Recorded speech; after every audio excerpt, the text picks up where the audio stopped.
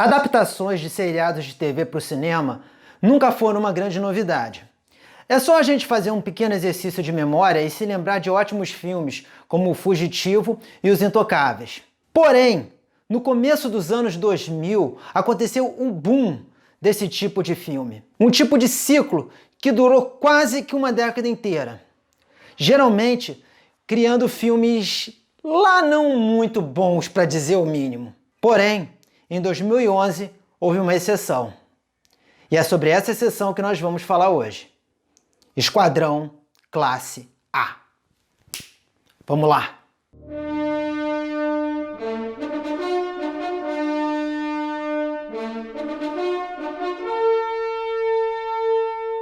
Senhoras e senhores, bem-vindos à Ponte de Comando. Ciclos o cinema já teve de monte. Já tivemos ciclos de faroeste, ciclo dos grandes musicais e hoje ainda vivemos o ciclo, a era dos filmes de super-herói. Mas no começo dos anos 2000 houve o ciclo das adaptações de séries de televisão. Muitas foram elas: SWAT, Miami Vice, Perdidos no Espaço, uma mais sofrível que a outra, para falar a verdade. Isso por diferentes motivos. Porém, em 2011, tivemos uma exceção. Essa exceção veio na forma de Esquadrão Classe A. If you have a problem, if no one else can help, and if you can find them. Sucks to be you, homie. You look like you got a real bad attitude. Maybe you can hire I love it when a plan comes together. the A-Team. Mas por que, afinal de contas, Esquadrão Classe A se tornou uma exceção? Acredito piamente que pelo comprometimento de quem estava dentro desse projeto.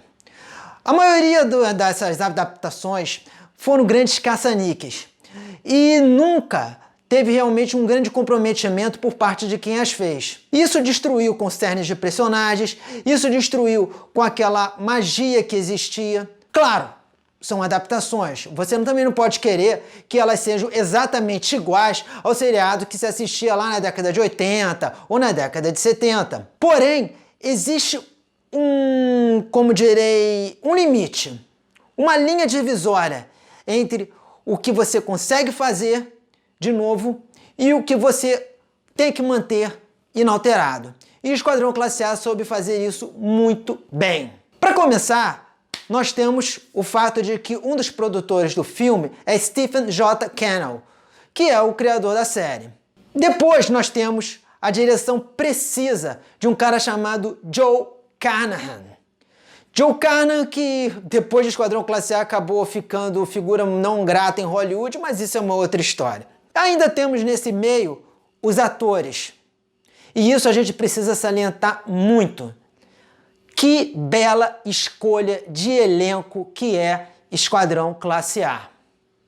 E quanta diferença faz estes atores nesses papéis. E é por eles que eu vou tentar começar a explicar para você que de repente até hoje tem um certo ranço dessa adaptação e para você que talvez nunca tenha visto, o porquê de Esquadrão Classe A ser algo tão especial. Para começar, temos Liam Neeson.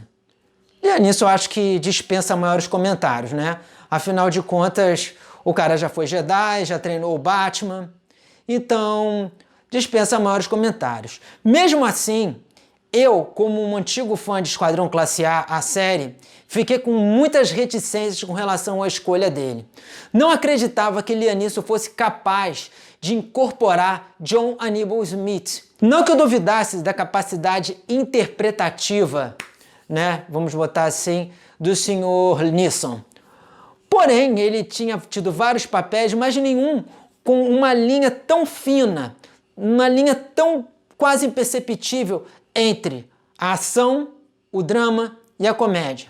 Depois do Sr. Liam Neeson, temos Bradley Cooper. Bradley Cooper pegou o maior abacaxi para se descascar dentro desse filme. E por quê? O seu personagem, cara de pau, eu sempre achei, sempre considerei na série Falando bem da verdade, um grandíssimo peso morto. A ação sempre acabava sendo levada para as costas ou do Coronel Smith ou para as costas do BA. E para o cara de pau ficava sempre aquela coisa do galanzinho, do cara que não se envolve, é ou não é? Porém, esse filme também foi feliz nisso. A forma como eles conseguiram trabalhar o personagem, o cara de pau. A forma como eles conseguiram reinventar o personagem sem deixar as características originais do personagem de lado. Depois do Mr. Bradley Cooper, temos o senhor Charlito Copley. Charlito Copley, que até então havia ficado mais conhecido pela sua interpretação no filme Distrito 9. Aquele mesmo dos alienígenas que vem parar aqui, forma uma colônia aqui, enfim. Aquele filme altamente estranho. Mas é bom, é bom. E a escolha de Charlito Copley para fazer o Capitão Murdock, foi absolutamente perfeita. Não há nada que se possa dizer nisso com relação à interpretação dele. Muito feliz também a escolha. E para completar o nosso querido esquadrão, temos Quinton Rampage Jackson. Rampage Jackson, conhecido aí da galera que gosta de um MMA, né? Não estava fazendo sua primeira atuação no cinema, mas como o próprio diretor Joe Carnahan disse, eu acho que foi a primeira vez que ele atuou bem na vida. Sobre o personagem, BA, aí vem talvez o grande calcanhar de Aquiles desse filme. Porque resolveram fazer pequenas alterações no cerne do personagem. Não que o BA marrento, não que o BA, vamos dizer, quebrador de tudo, não existisse no filme. Ele tá lá. Mas durante o filme, como todos nós vimos, né, ele passa por transformações e entra numa vibe de paz e amor e não querer mais abraçar a violência. Claro que isso depois se resolve. Mas é lógico, talvez esse seja o grande calcanhar de Aquiles de Esquadrão Classe A, essa mudança do cerne do personagem, que obviamente desagradou muita gente e é um ponto que talvez seja o único que eu não vou discordar de quem reclama do filme. Fora isso, a gente não pode deixar de citar, obviamente, a espetacular interpretação de Patrick Wilson. Sim, senhor, Patrick Wilson, o rei dos mares, Orm, ele mesmo, que nós resenhamos aqui em Aquaman. Sim, é verdade. Porque Patrick Wilson, cara, o carinha que consegue fazer bem um vilão. Poucas vezes na vida eu vi um cara fazer um ar de cínico tão bom quanto faz Patrick Wilson, cara. Você consegue sentir raiva e ao mesmo tempo você tem empatia pelo cara absolutamente de graça. E ele tá sensacional como o Lynch, né? O cara lá da CIA que arma pra cima do Esquadrão Classe A. Tá legal, tá ok. Mas eu tenho que falar por que Esquadrão Classe A é tão diferente, né? Afinal de contas, até agora eu só falei do elenco. Para começar essas diferenças, a gente precisa entender que nós estamos falando de uma adaptação. E óbvio, adaptação significa o quê? Lógico, nem tudo vai ser igualzinho como era. Só que Esquadrão Classe A teve um desafio maior. Ele precisava não apenas fazer uma adaptação para os tempos modernos simples, ele precisava transpor todo o tipo de ação que acontecia na série para o nosso mundo de hoje em dia. Primeiro, a decisão de transpor o que aconteceu no seriado no Vietnã para o Iraque. Mas isso é meio óbvio. Depois, entender que hoje em dia nós vivemos num mundo que determinadas situações, tudo bem que são inverossímeis. E lógico, a gente está falando de Esquadrão Classe A, essas situações inverossímeis, elas têm que acontecer. Mas elas não podem ser tão pueris. Então, quando a gente vê o seriado antigo, a gente vê, por exemplo, 200 mil cartuchos disparados por 50 armas diferentes. No final das contas, mal você tem um pneu furado. E tinha aquela velha coisa do cara ficar dando tiro e vinha uma linha de estalos que pegava a terra. Cara, aquilo era péssimo. A gente adorava, mas era péssimo. Então, o Esquadrão Classe A se viu diante dessa situação. Como manter todo o clima do estapafúrdio, do absurdo, mas tendo uma linha séria. E nisso eles capricharam. E nisso o roteiro é muito, muito bom. Bem melhor, aliás, do que um certo filme protagonizado aí por um monte de astros de ação que estreou na mesma época, mas deixa isso para depois.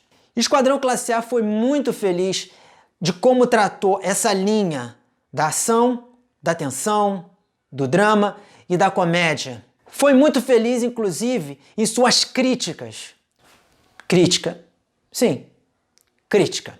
Porque Esquadrão Classe A fez algo que eu considero extremamente difícil e que quando sai bem é maravilhoso, que é você conseguir tecer uma crítica ferrenha, ao mesmo tempo em que você não ergue bandeiras de panfletarismo e ao mesmo tempo que você não atrapalha o desenrolar da história. E eles fizeram isso muito bem no caso dos Mercenários, no caso do Floresta Negra. Floresta Negra, que é uma alusão a um grupo, uma companhia privada que fornece mercenários para as guerras do Tio Sam, a Blackwater, Água Negra. E eles foram extremamente felizes em fazer essa crítica de como o governo norte-americano ele terciariza os seus combates e foge da responsabilidade de algumas situações que acontecem nas guerras em que eles se metem em função dessa terciarização. Mas tudo isso, óbvio, sem se esquecer que a gente está falando de Esquadrão Classe A. Então, pode ficar tranquilo se você não viu ainda o filme, pois nós vamos ter um festival de cenas absurdas nesse filme, com destaque absoluto para a cena do tanque voador, que haja suspensão da descrença para acreditar naquilo.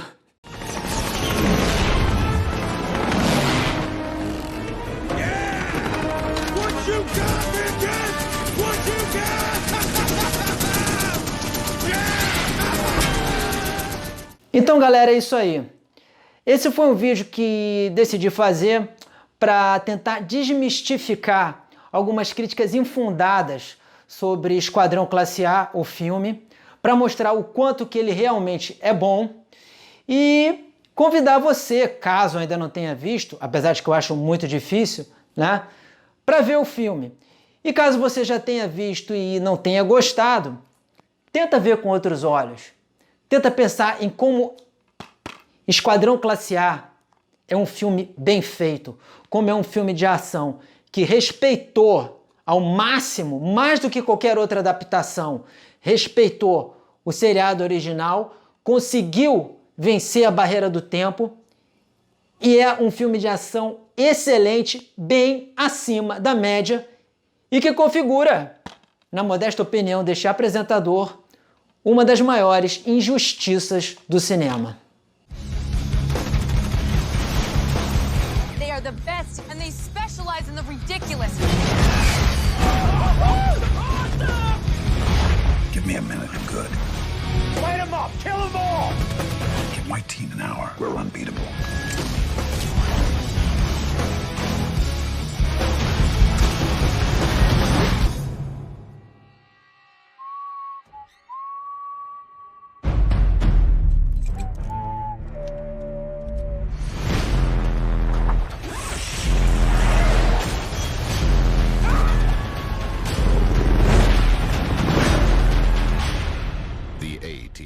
Valeu, gente!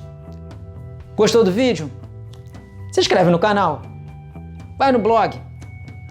Qualquer hora a gente está voltando aqui para trazer um novo olhar sobre um assunto que de repente até você já conhece, mas que de repente não chegou a pensar, poxa, não é que é isso? Não é que poderia ser assim? Então é isso aí. Até a próxima. Esquadrão Classe A. Valeu! Fui! Ah não, espera! Eu não podia terminar esse vídeo sem falar isso, né? Eu adoro quando um plano dá certo. Agora sim! Fui!